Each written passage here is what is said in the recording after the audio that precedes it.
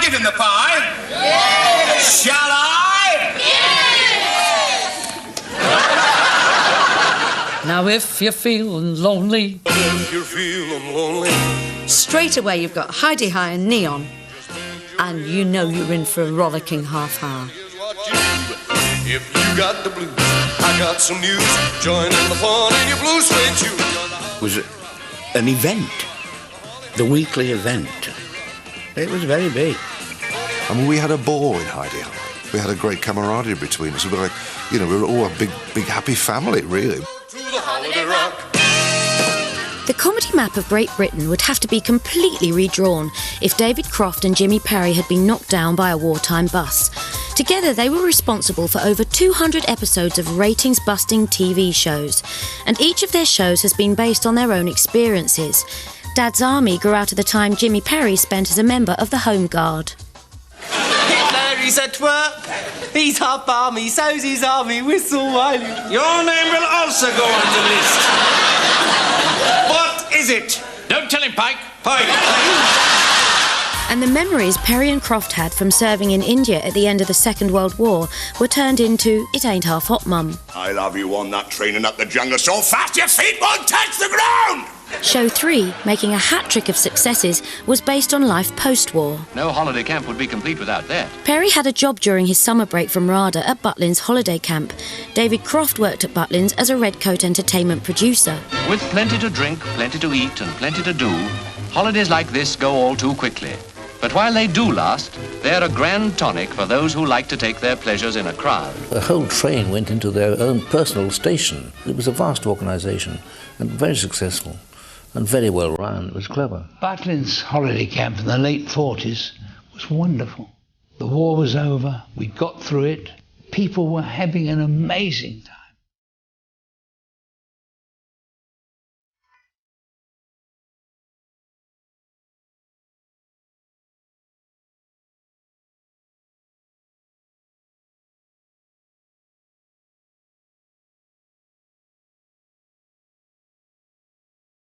And all those characters in Hi-de-Hi really existed.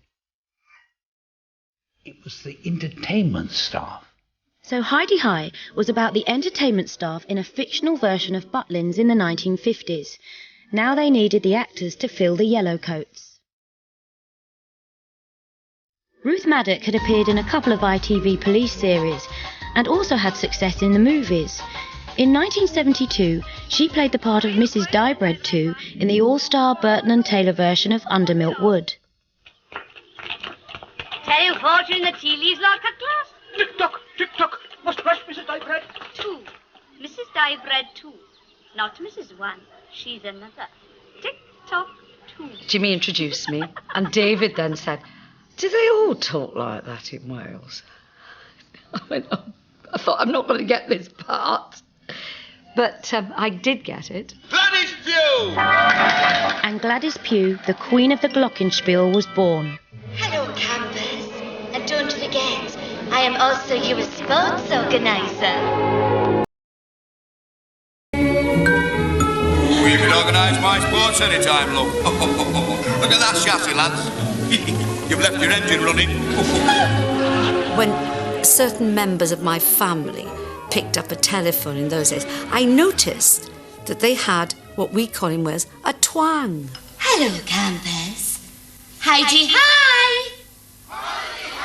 So I took that into Gladys, especially with the announcements. Here are the arrangements for the morning. In the place of the swimming gala around the Olympic-sized pool, we're having a snakes and ladder drive in the Hawaiian ballroom. Whatever the weather, we are never downhearted at Maplins. And then the singing, the terrible singing that she did. I'm singing in the rain. Just singing in the rain. What a glorious feeling.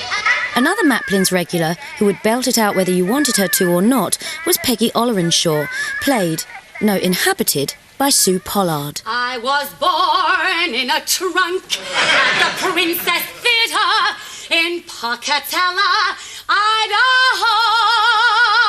I think the Sue Pollard character did come closer to reality to her than anybody others in all my shows. Sue Pollard, she's a nutcase. And the award for the best actress of the year goes to Peggy Ollerenshaw.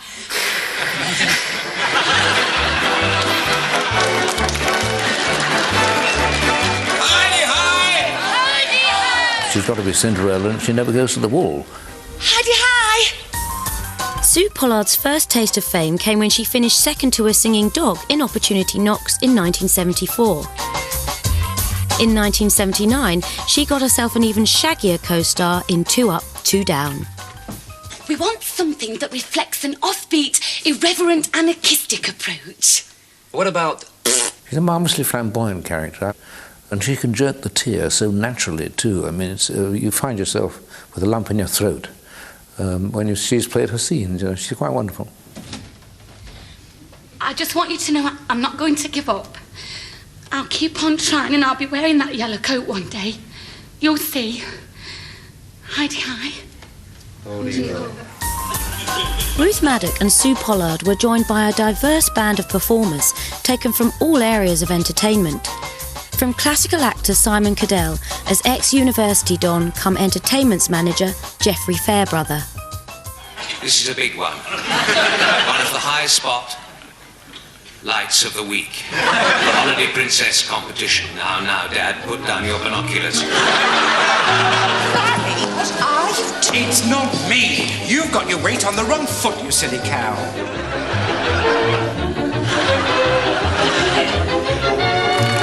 To Barry Howard and Diane Holland as the terminally bitchy camp dancers.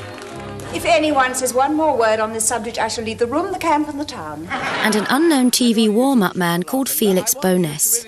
Enter in the spirit of the thing. And here we go. 1, 2, 3. Sons of the sea. Actions now.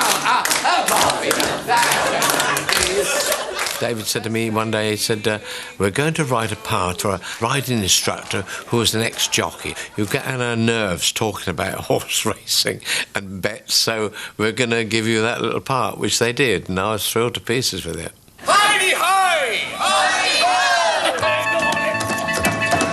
He wasn't to everybody's idea of an actor, actually, but he was terribly successful in it. Did he laugh at anything, this lot? He was a marvellous person to have in a company, because he sort of kept everybody cheerful somehow, you know. It was a great character. Some members of the cast who didn't need to worry too much about lines were the leggy yellowcoats. Though Croft and Perry did try to make them more than just eye candy, didn't they? I think they were sort of the beginning of the change where glamour girls were less glamour girls, and I think David and Jimmy wanted to show that the yellowcoats had characters, like real people, other than just something to look at. We are the shark fighters and we will save her! The shorts weren't really supposed to be as short as they were, in my case, but because it was a 50s period. Mr. Partridge? Hello. We're all wanted in the office. Uncle Willie, the children's entertainer, who hated kids. Now, I found children's entertainers loathe children because these children make their lives a misery. I hate red tape. And I hate kids. I hate kids! I'd met Leslie Dwyer, actually, when I was first going into the business. I tried many times to use him after that, but he was so busy in movies, because he was quite a big star in movies.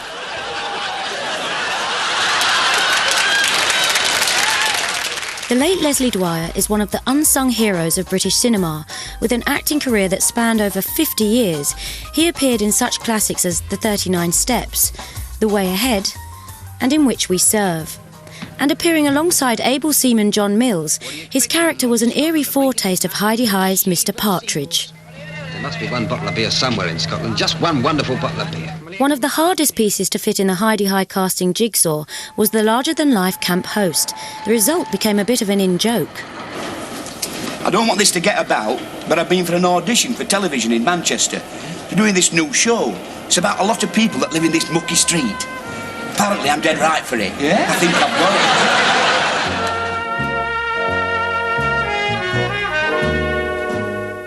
was at the flat in London, and Coronation Street was on, and Paul Shane was on.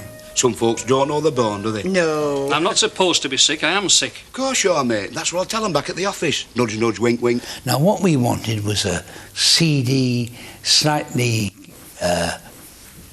boozy, but third-rate comedian. Good night, Mrs. Roberts. Good night.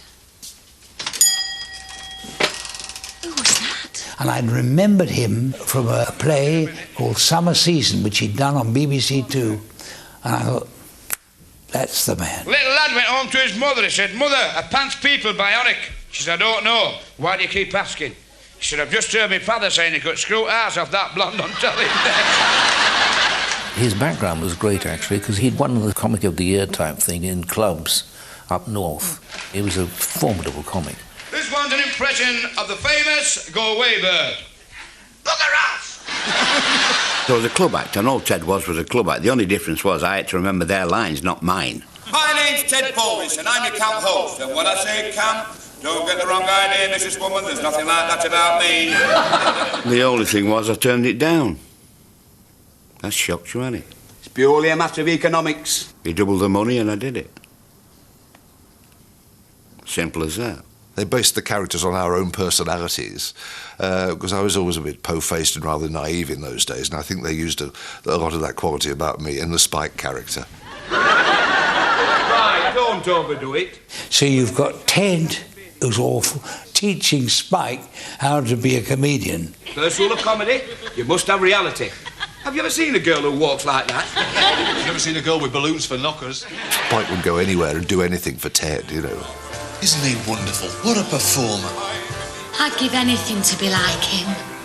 Without the moustache, of course. First rule of comedy, Spike, you must have integrity. Without integrity, you're nothing. And all quoting these, and he didn't know what he's talking about. Step, heel, slide, side, slide. It was a good match, really, a good double act, Paul.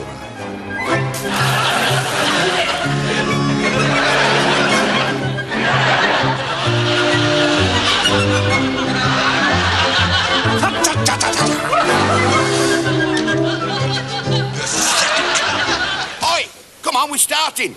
In creating the Maplins entertainment team, Perry and Croft used the formula that had already worked successfully on Dad's Army entertained Half Hot Mum.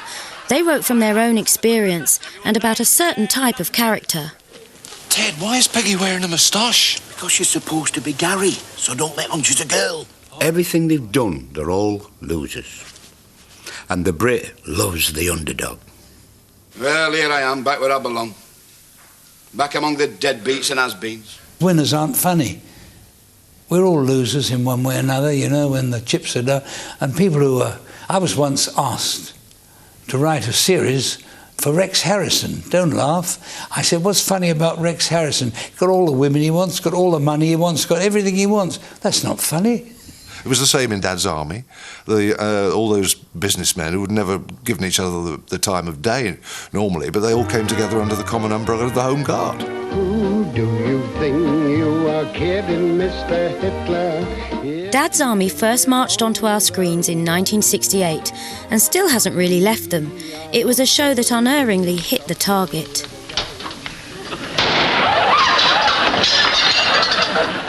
But when Jimmy Perry first wrote the pilot, he was a struggling bit part actor. What's your mate? Here, what are you all ponced up for? Got a job as a waiter or... It was while working on this show that Perry met the producer, David Croft, for the first time. Your sense of humour is rapidly losing its magic for me. Sit down. Yeah, all right, Eddie. Not there, in the cupboard under the stairs. I was a writer, excuse, and I was in lots of TV sitcoms, rotten parts, and I thought, I can't stand this. And also, I want 4 meals a day. I've got to eat. So I thought, I'll write a sitcom with a good part in it for myself, which I called, I shudder to think, The Fighting Tigers. We have been chosen to act as guard of honour. No. Oh, marvellous. Any man who can't attend on Saturday, take 1 pace forward.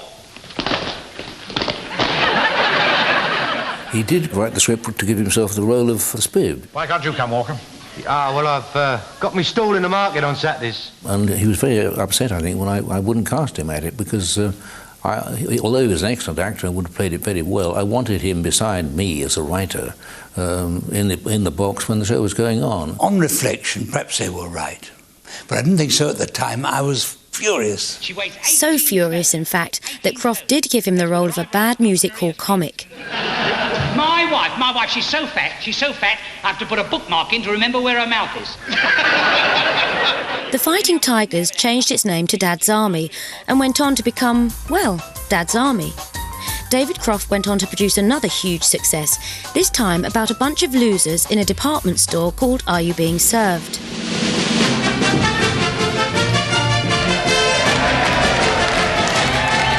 In 1970, Jimmy Perry worked with Britain's biggest comedy names on a kind of all-star good old days.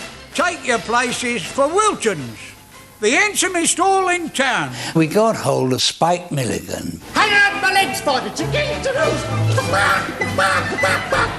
Peter Sellers, Sam, we told you so.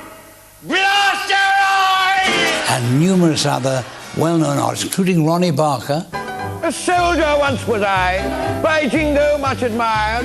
The army lost a treasure on the day that I retired. And we put this show on from Wilton's Music Hall. Wilton's was a celebration of the music hall tradition that Croft and Perry know more about than almost anybody else alive today. And it was to this tradition that they returned for their next collaboration, a sitcom about a British Army concert party. Meet the gang, cause the boys are here, the boys to entertain you. It Ain't Half Hot Mum became the duo's second big hit. It ran for 8 series from 1974 to 1981 and made stars of Melvin Hayes, I'm surrounded by flipping amateurs. Don Estelle and the screaming Sergeant Major played by Windsor Davis. Right, move yourself! Wipe that muck off your face, head! Come on! A popular Welsh character that Croft and Perry would draw on in Heidi High for Gladys Pugh. Well, you see... Shut up! Another familiar face from Heidi High turned up as a scene-stealing guest star. What you do? I sing a bit. I did an episode of It Ain't Half Hot Mum, which was called The Superstar.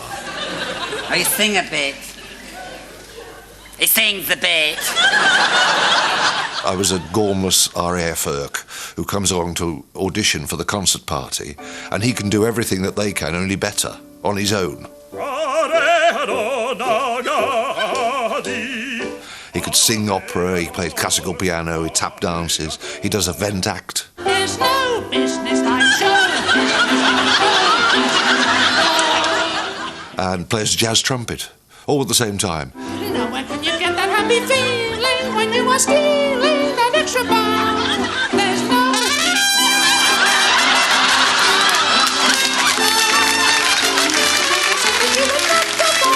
Where's that voice coming from? I shudder to think to.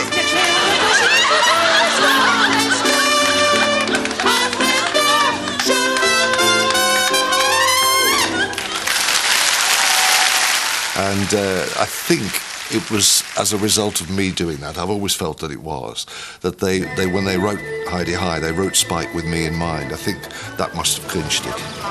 It's like fairyland. We don't get many of them round here. So Geoffrey Holland joined the rest of the Maplin's entertainment staff on the set of Heidi High in 1980.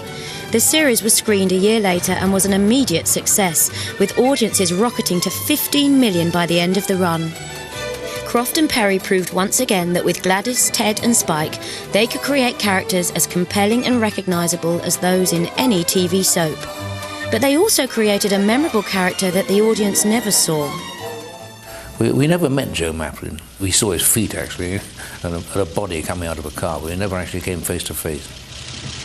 There's trouble, Spike. Thank heavens it's our day off. I think it would be true to say that Joe Maplin's was very much based on Billy Butlin. He was a cross between that and an agent that I knew, who my daughter worked for, who particularly used to write the illiterate letters. And he would insist on her writing exactly as he spoke. Right, you lot, get a load of this. And so that was a feature that came into the script. This is my dairy. I think he means diary. I before thee. And they were good fun, because when Simon Cadell, as Geoffrey Fairbrother, read these, it was very funny that he was having to say these sort of ungrammatical things, you know. Tell Barry, if that bird of his gets any thinner, I'll put her on half salary. What's he doing to her? Simon was a dear character, and he was a beautiful actor. And all the rest of the cast came up to his standard. I've got away with it, Spike. P.S. Tell that Ted Bovis I've changed his bingo blower, and if he wants to hide from me in the hedge, you'll have to take some weight off. Oh, it was lovely. He was one of the lads. Public school boy. But we had some great scenes in that office. It was sort of the West End versus the West Riding of Yorkshire. I mean, let's be fair. David and I wanted a contrast. First rule of comedy, you must have contrast. And I remembered that the entertainments manager at Butlins had been a university professor. Hello, campers. Heidi hi. Geoffrey can't hear you. Heidi hi. Geoffrey can't hear you. It was very funny. It was voted the most popular competition ever. Emma, what's it called, love? Well, it's a novel sort of thing. Yeah, but what is it?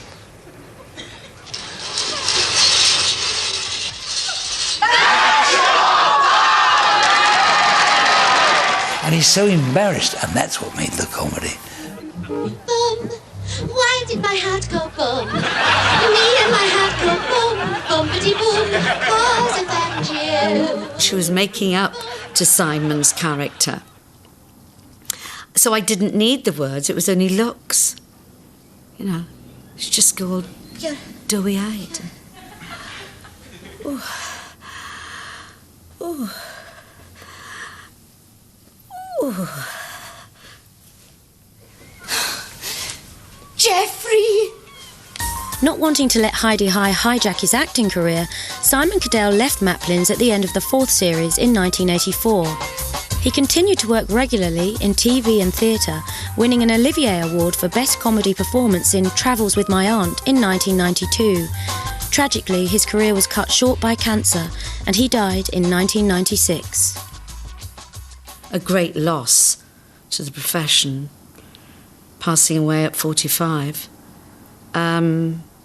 But very fond memories of him. Heidi High's 5th series got off to a roaring start with the arrival of a new entertainments manager. We want a sort of devil-may-care ex-squadron leader, somebody who's irresponsible, and he was absolutely marvellous for the part. I'm Clive Dempster. I've come to work here. I'm in charge of something or other. Yeah, you're the new camp entertainments manager. That's it. Don't know much about it, but I expect I'll pick it up as I go along. Dear David Griffin, who's a fine actor, wanted a medal as big as a dustbin lid for taking sort of Simon's part on. It was only a problem when people kept reminding me of it. Mr. Fairbrother, who had your job last year, was a very passionate man. He couldn't keep his hands off me. I think they meant well, but there were occasions when people would actually, whether it was cast or crew, would say, God, it must be difficult taking over from Simon. What a bevy of beauty we've got here. This is Sylvia. She's been here for donkey's years. Didn't we meet at Quag's? We might have done. I go there quite a lot. Yeah. I'm April. She's a hairdresser. And this is Dawn and Bob's. A cad and a bounder. A cad and a bounder, sir. I'm Gary. Good. With David Griffin's Captain Clive Dempster in charge, the series ran for another 3 years until he finally made an honest woman of Gladys Pugh and swept her off to Australia. Peggy finally got her yellow coat on the day the gates of Maplins closed for business in 1988, 8 glorious years after they'd first opened. By then, the actors had become so identified with their characters that the main thing on their mind was how to avoid being typecast. I knew that I was getting nearer 50 rather than 40. So for me, it would be ludicrous to be typecast as Gladys Ruth went back to the stage to get away from Gladys, but she's returned to the small screen in dramatic parts. You should let Suzanne choose. She'll be too busy. Don't swamp her, Peter. In Jack of Hearts, she played opposite Andrew Sachs, another actor making a good job of escaping a comic past. I'm trying to help our daughter. She's coming home, Jean, and I'm happy. And so should you be. I am. Good. In 1988, Jimmy Perry and David Croft collaborated for what was to be the final time. Come on in. The original idea was to set it at the time of the abdication in the 30s, but it was going to be an upstairs-downstairs type programme. I don't suppose you've been in a room like this very often? No, your lordship. Not since I done the grate this morning.